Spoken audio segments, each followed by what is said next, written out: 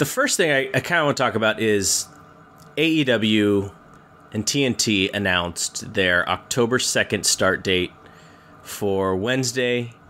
Their new weekly TV show could be called Wednesday Night Dynamite. And so they did this, and a lot of their talent was at something called the TCAs. I'm not exactly sure. It's some TV conference or something. And there was a guy who was kind of front and center at this thing, who has not really been at front and center when it comes to AEW. Jungle Boy. I saw this guy in every photo. He probably got the most publicity from all of those folks because everyone in TV knows who his dad is. And so I thought it was so smart to put him up in front of all those folks. And they had like 10 guys there or whatever.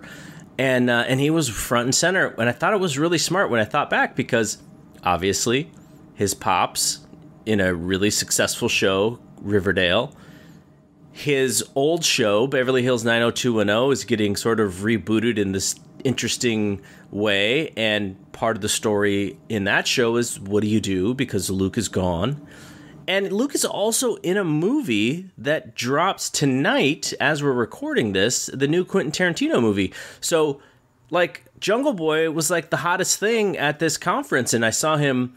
He had a lot of interesting quotes talking about his dad.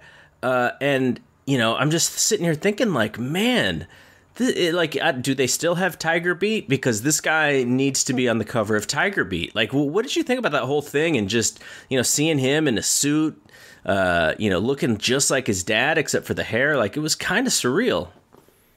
Yeah, no, it's cool, and I think it's a good thing. I think it's kind of a natural thing, too, honestly, for AEW to put him out there, especially with the executives and the big TV bigwigs and whatnot, because they know his dad.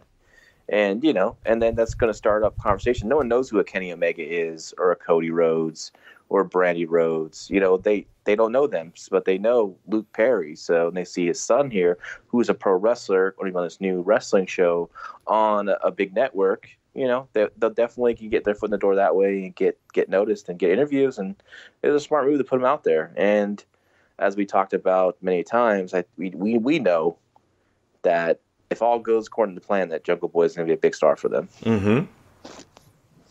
And yet another guy WWE would have missed out on, because one of the things, and how is I'm going to kind of hopefully paint a picture for some folks, because I clearly saw this. So he's all these pictures, you know, all this talent in suits, you know, dressed up. This is the new company. Tony Khan needs to upgrade his wardrobe, by the way. He was not looking like the man. And then my thought of the comparison is the photo of DX and NWO together with Seth Rollins. And it's like this is kind of like the new hot thing. And to paraphrase Will Smith, the WWE looks kind of old and busted by comparison. Now, that's not to say who's going to be successful. Obviously, WWE is going to be more successful, and you know that they run the show. But just like if you looked at the news from this week and see what's WWE in the news for. Oh, they did this Raw reunion show where the only people over on this show were all their old characters who are all 50 years or older. And what did you hear about AEW? Oh, a new TV show. Here's their new folks. Like, here's all their guys. They're trying to start something new. So one looks really fresh. One looks super old. I don't know if you've seen these commercials, but back in the day, this is right when the Warriors were getting good. So Steph Curry is kind of like the new hot thing. And Chris Paul is doing these State Farm commercials where it is Chris Paul and his brother with the mustache, Cliff Paul. And these are the this is the stories of the commercial. So they do Stephen Curry and his fake twin brother. And there's this moment in one of the commercials because, Chris Paul's the best point guard in the NBA back then. Like, he's like the top dog. So there's this one part in the commercial where Chris Paul is going down the escalator, and at the same time, Steph is coming up the escalator. So it almost looked like Steph was like becoming the thing, and Chris was kind of going downhill. It was a commercial, and that wasn't what it was for. But the metaphor was like really clear. Like, I don't know if I would have been the guy going down the escalator. And that's kind of what I saw in these photos. Is one company looks new, looks hot, looks kind of trying to create something. And the other company is just kind of resting on their laurels. Like I said, this has nothing to do with who's going to be successful. I just saw that sort of encapsulate what I think how a lot of the hardcore wrestling fans see the two products in comparison. And, we're going to be talking about this story. We're going to be telling this story.